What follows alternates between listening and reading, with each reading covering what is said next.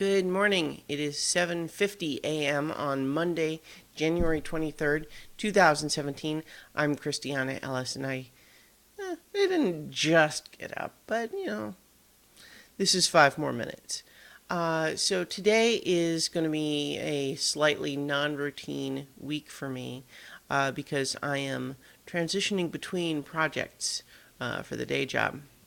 So um, it's not vacation exactly because I do have some work to do, but I will be working from home. Um, and we'll see what the balance is like because I might take some of it as vacation depending on how long it takes me to get done the various things that I'm helping with. We'll see. So in any case, it's a new week. It's a new week. It's a new day. I'm not quite sure what I was singing there. Anyway, so yesterday, because I was doing the Avatar rewatch, I didn't. Um, I didn't talk about some of the things that had happened over the weekend. So one of which, of course, is the Women's March that I participated in Boston, and it's interesting to look back on it because when the natural question is to say, like, how was it? And the answer is a little bit complicated because, of course, as with any type of event that of that size, uh, the minute to minute experience is not necessarily going to be that great because it's crowded, right? It's crowded and it's kind of slow, and you're on your feet all day.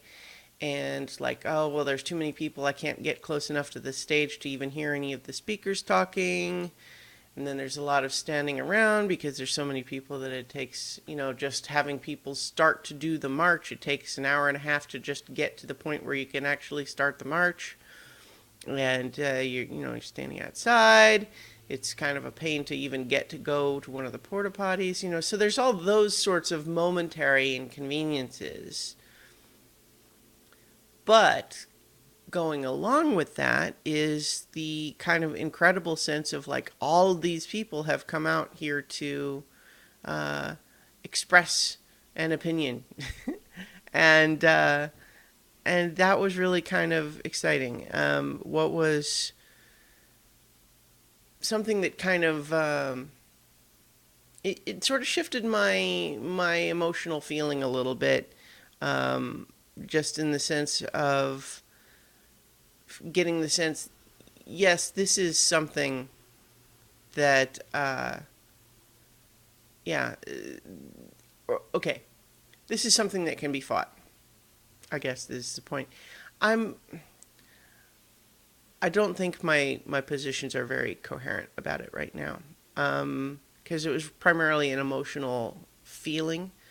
I guess what it really just was is that when someone you don't like wins an election, there can be a feeling of there's a defeat element to it, but what that sort of a march does is reveal to you just how many people there are still with you, and that's good.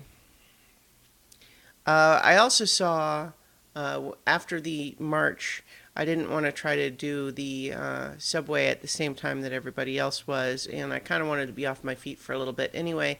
So I went to see a movie, and I went and saw Moonlight, which was very good. I actually really didn't know anything about it other than I had heard the title along with people saying they thought it was good. So um, I think that. See, like, here's where I'm debating whether I'm going to advise that you should go in not knowing anything too. I don't think so. The basic idea is that it follows the life of a young man, living in sort of a, you know, living in a,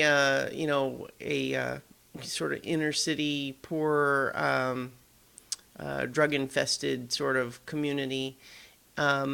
But while that is relevant to the setting and has some influence on the plot, I would argue that the story is really more about expression of masculinity, maybe, because this kid um, is having some complex feelings that he doesn't necessarily fully understand, and his environment has not been conducive to helping him explore those things, and um, and so he struggles with how he feels and how he should present himself and what that means about himself in the world, and it's really good. It has some very great performances in it, and I'm forgetting her name. Oh, one of the three women in Hidden Figures is also in this as the kid's when he is a kid, and then as he grows, main character's mother, and she's very good in both. And I'm forgetting her name. I think the last name is like Monet. Um, oh well, sorry about that. In any case, the movie's good. I recommend it. I mean, it's not like a popcorn blockbuster, but if you're into those sorts of human dramas, I recommend it. Um, Although it kind of was a little distasteful that I saw someone on Twitter trying to basically say um, they saw that movie and it was proof that Trump and the Republicans are right about needing to clean up the inner cities. And on the one hand, we can certainly agree that the poverty and the drugs and everything are not a good environment for kids to grow up in. The problem only comes from uh, well, yeah, but what are your proposed solutions? Because if it's to stop busing to have those kids go to schools outside of that neighborhood, and it's to defund programs in the public schools, and it's to give tax cuts to wealthy, like, then I'm going to say, well, it seems like you really don't care about those. You just want to use them as a scapegoat. Anyway, politics, right? So, anyway, we'll see how this week goes, and I will talk to you guys tomorrow for 5 more minutes.